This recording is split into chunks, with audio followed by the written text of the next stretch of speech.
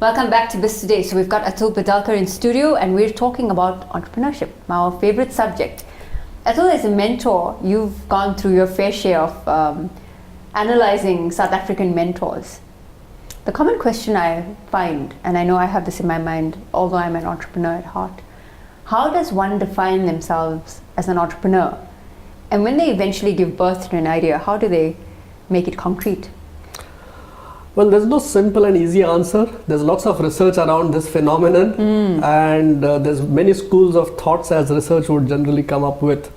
My thinking is basically something like this: is if you are a born entrepreneur, then nothing can stop you. You just get going.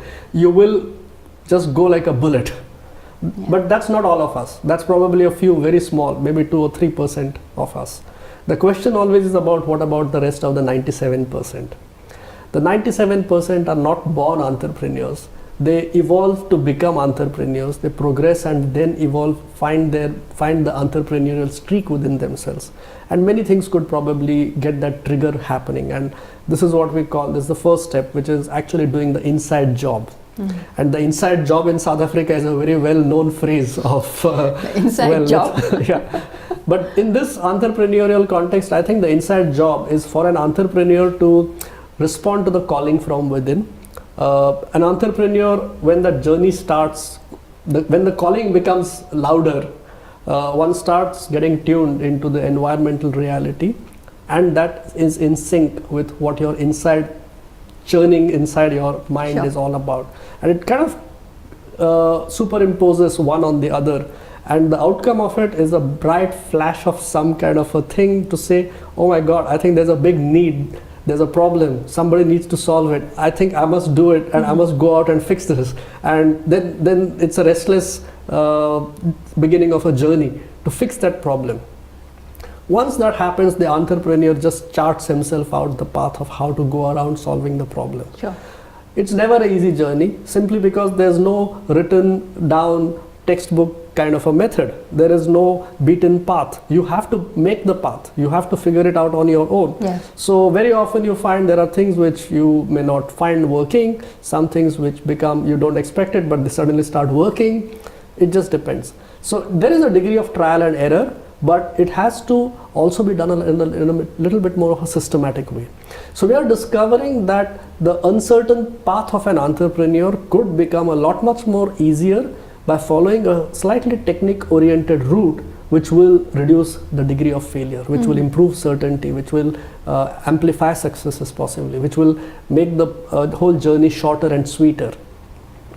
So very often once a person goes through that process, it probably takes in some cases 2 years, 3 years, 10 years, 15 years, depends on each person. Every journey is different. So if, for example, if you've been an employee before, if you worked in a corporate or any kind of a setting, all that is investment for a good reason, because all those experiences are going to come to your rescue and they will all start helping you in your entrepreneurial journey. Your contacts, your networks, your ideas, your training, everything that you've done, it starts coming to work at that time. And entrepreneurship is a fantastic journey. It's when everything just comes together like a formula and it just works. After the hours and hours of effort that you've been Absolutely. putting in. 10,000 hours is the minimum that they generally say is what it requires. Right. But it's a process. And that's why perseverance I would rate as one of the most critical qualities for an entrepreneur. Is if you decide not to give up and if you believe in what you're doing is the right thing, then come what may in between, you're very, very focused on what the outcome you want to achieve it. And you will achieve it come what may. Atul, what for you is defining success in a business? Being happy at the end of the day. Being happy at the end of the day. Absolutely. The one thing I always ask myself when I go to bed is I thank God and I say thanks for all the difficulties and the opportunities. And for me, or for anybody for that matter, you know, it's making sure that you do the right thing and do the best with what you have. Once you go with that mindset, you don't complain, you don't worry and moan. You just say, okay, this is what I have, let me make the best of what I can do with it. Do the best with what you have around you right now. Because entrepreneurs generally think they need money. No. Money is just one of the small resources. There's many other things an entrepreneur needs. And I think the quest for raising funding has been amplified, overemphasized in many cases. You've got to make sure that the resourcing base is wider than only cash. There's many other resources that you can use and put to good use. After all, what would one do with money anyway? It's like energy, you have to convert it into a different form. If you find that form of energy elsewhere in a different manifestation, all you have to do is just incorporate it into what you're doing. As a mentor who regularly sits down with entrepreneurs, you are one of the leading proponents of technology impacting any kind of business. How do you feel newer technologies that are being introduced, things like using holograms at meetings to connect large global organizations, using Bitcoin as a digital currency, and many other initiatives, including VR and AI, that are being introduced and already being used across the world? Why do you think that's so important for entrepreneurs to understand now and to participate in that kind of economy? Sure. Well, Nazareen, we are living in a very interesting time right now. We are seeing the fourth industrial revolution just about taking shape. Sure. We are seeing a huge disruption in almost everything that we've traditionally believed in. The pace of change has become very fast. If we have to be on top of this change, on top of this wave, there's no way else but to master it. The tools and techniques have in some way or the other always been there. The thing is, how do you apply them for a business end purpose of it? How do you save money? How do you save time? How do you make things faster? How do you make all of these questions work? Once an entrepreneur starts thinking on those directions, technology is merely a tool. Technology has always been there. The Industrial Revolution was our first real exposure to technology. But I think with the digital revolution in specific, we are seeing a huge opportunity to amplify, magnify, scale up rapidly, that kind of change. So I think in today's times for an entrepreneur, technology is a very interesting space to be in. It gives you scale, it gives you economy, it gives you impact. And that's what's exciting about it. You can't really run away from it because it's not a nice to have anymore. It's something that impacts your industry directly. So whether you like it or not, the systems, the processes, the methods of communication, how you advertise your business, how you're reaching your customer, all very much dictated by technological means. Can't agree more with you, Nazareen, because change is there. The more you drive change, the better it's good for you. If you get driven by change, it's not going to be a happy situation. So I like that you explained that.